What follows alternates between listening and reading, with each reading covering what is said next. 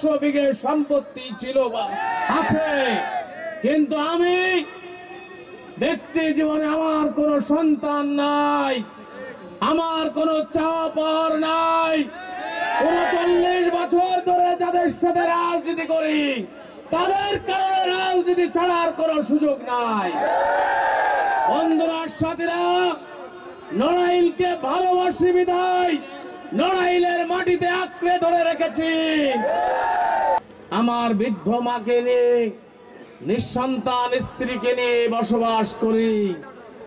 আপনাদের মাঝে জীবন্ত হয়ে বেঁচে থাকার আশায় আমি আপনাদের সাথে রাজনীতি করি।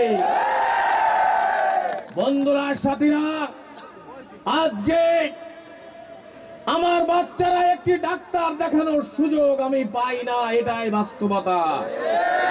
আমি যখন 2002 সালে বিবাহ করি, 6 সাল থেকে আর্মির দাবর শুরু হয়েছে, 8 সাল থেকে শেখ হাসিনার দাবর শুরু হয়েছে।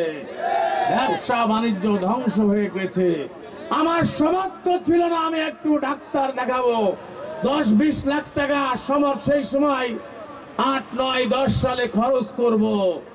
বন্ধু সাথীরা, যখন ডাক্তারের কাছে গেছি, আমার যখন বাচ্চা ইস্যু হয়েছে, আমি ব্যাঙ্গালোরে ছিলাম, আমার নেতা তারেক রহমান আমাদেরকে ডাক দিয়েছে ঢাকায়, আমাদেরকে স্কাইপি করা হবে। আমি আমার স্ত্রীকে ফেলে এসেছিলাম, এই কথা কাউকে বলে নাই। আমার স্ত্রীর সেই সন্তান অ্যাবর্শন হয়ে যায়। আমি কিন্তু দলের প্রয়োজনে সেদিন ঢাকায় এসেছিলাম। আমি আপনাদের মাঝে বেঁচে থাকার জন্য রাজনীতি করি, কোনো লোভের জন্য, কোনো লাভের আশাই করি না। আল্লাহ যা দিয়েছে অনেকের চেয়ে অনেক বেশি দিয়েছে। নড়াইলের অনেক নেতা অনেক বড় লোকের চেয়ে ভালো জায়গায় বসবাস করি, অনেক সয় সম্পত্তি মহান রব্বুল আলামিন দিয়েছেন। কিন্তু আজকে জীবনের এই দ্বার প্রান্তে এসে আমাদেরকে চিন্তা করতে হচ্ছে আমরা মনোনয়ন পাবো কিনা। আজকে আমরা শুনেছি একজন ব্যক্তি জোটের নাকি ব্যক্তি, ওই 8 সালে দেখেছি 10 জন লোক নিয়ে নড়াইলে জাতীয় পার্টি করেন, তারপরে যোগ দিলেন শওকত হোসেন নীলুর নেতৃত্বে এনপিপিতে। সেই দলে যে ভোট করে আম্মার গায়ে 292 ভোট, সেই লোক ঢাকায় যে এবার বিএনপি জোটে আসলেন, শওকত হোসেন নীলু শেখ হাসিনার সাথে চলে গেল। তার কোনো মার্কা নাই, তার কোনো রেজিস্ট্রেশন নাই। সেই লোক, এই নড়াইলের মানুষ কি তার কাছে নিরাপদ? আপনারা তারেক রহমানের কাছে ফরিয়াদ জানান, নড়াইল 2 যদি জিততে হয়, বিএনপি ধানের শীষ, বিএনপি যারা নির্যাতিত ত্যাগী, আমাকে দেওয়ার দরকার নেই, আমার থেকে ত্যাগী হলে তাকে দেন। কিন্তু যদি কোনো হাইব্রিড বহিরাগত আসে, আপনারা কি মানবেন? মানবেন কিনা বলেন? মানবেন? নড়াইলে আমরা দল গুছাই আর অতিথি বাগিরা খেয়ে যায়। এটাই আমার শেষ নির্বাচন। আপনারা কি আমার সাথে, আমাদের সাথে থাকবেন?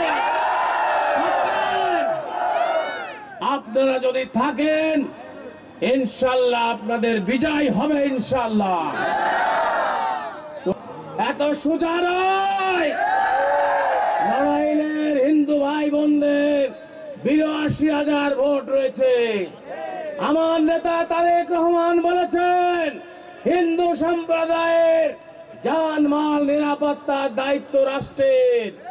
আমাদের নড়াইল জেলা বিএনপির পক্ষে আমি বলতে চাই, আমরা যদি এই জনপদ এমপি নির্বাচিত হই, নড়াইলের কোনো হিন্দু ভাইদের কোনো ক্ষতি হওয়ার কোনো সুযোগ নাই।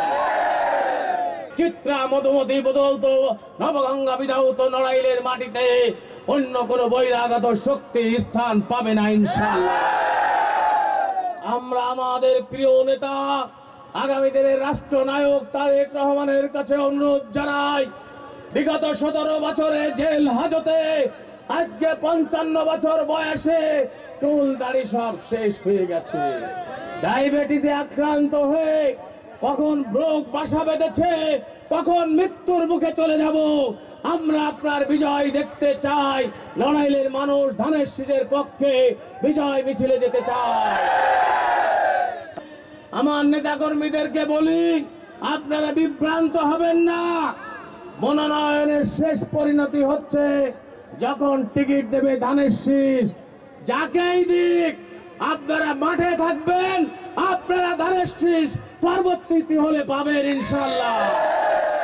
ওই হাইব্রিডটা ওই যাই লোক জোগাড় করার জন্য যাই আসছে, আশ্রয়নে মহিলাদের 500 দেয়। দেখে যান নড়াইলবাসী, কোনো ভাড়ার লোক আছে কিনা।